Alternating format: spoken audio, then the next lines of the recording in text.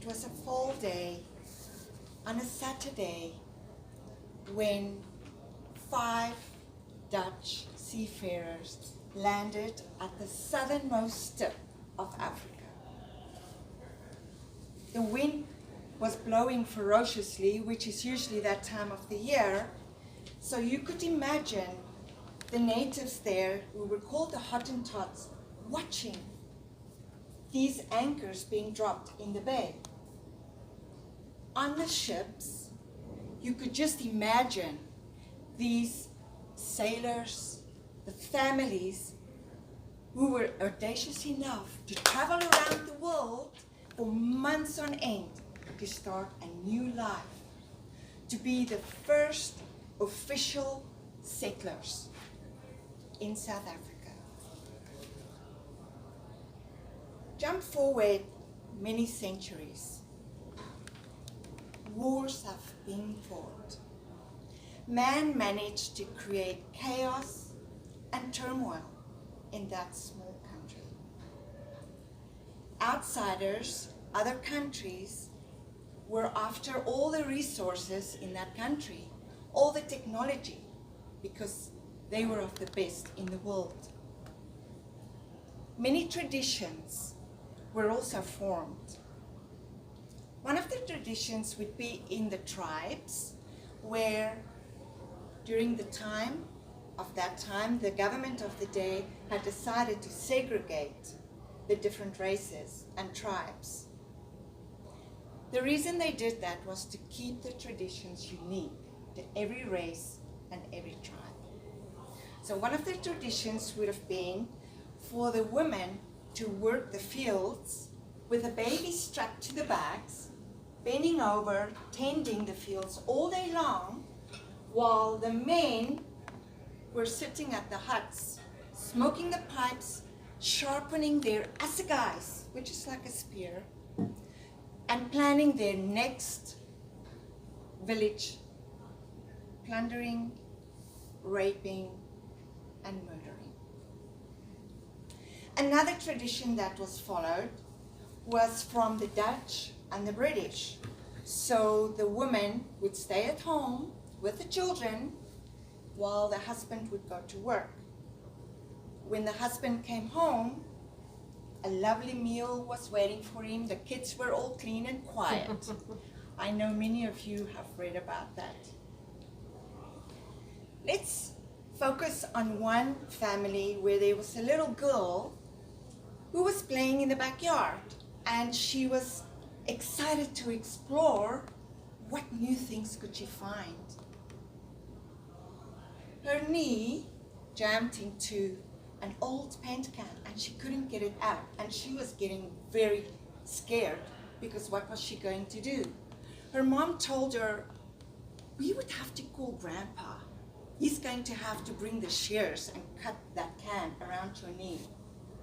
Grandpa was scary, so she had 2 choices.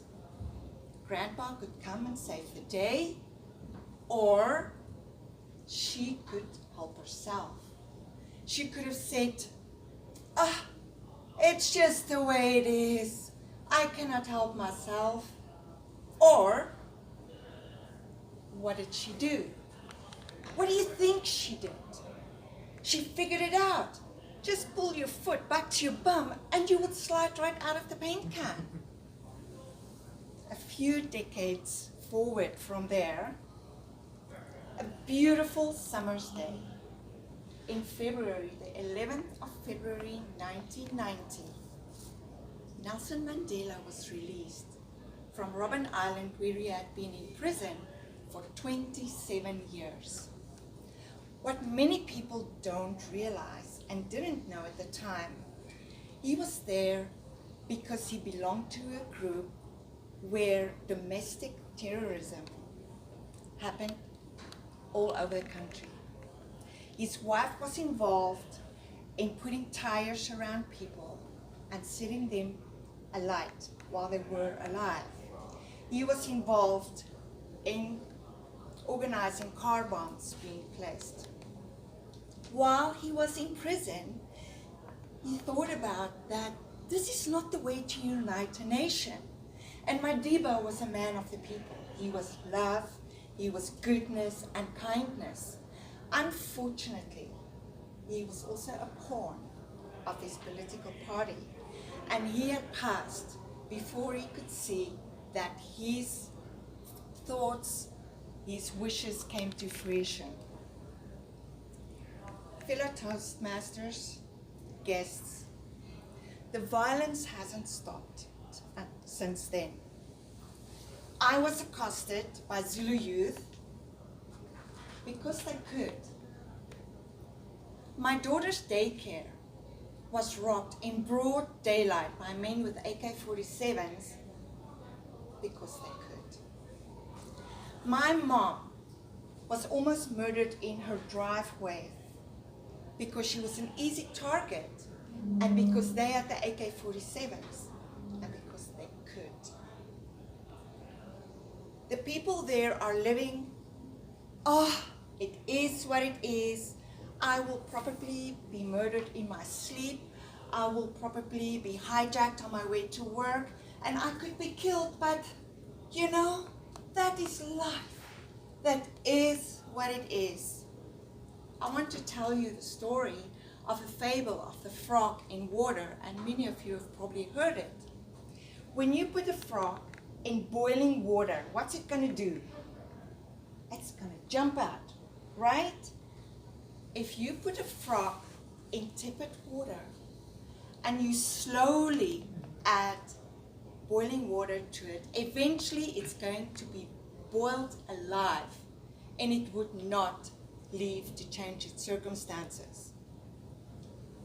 Okay, scientifically it's not possible because it would jump out, but for the sake of my describing the situation, that would suffice. So I would like to ask you, what do I do when I see something is not the way it should be? Do I say, bullying in schools, it is the way it is, it's never going to change? What do you do? Are we frogs in boiling water, used to our circumstances? Madam Toast.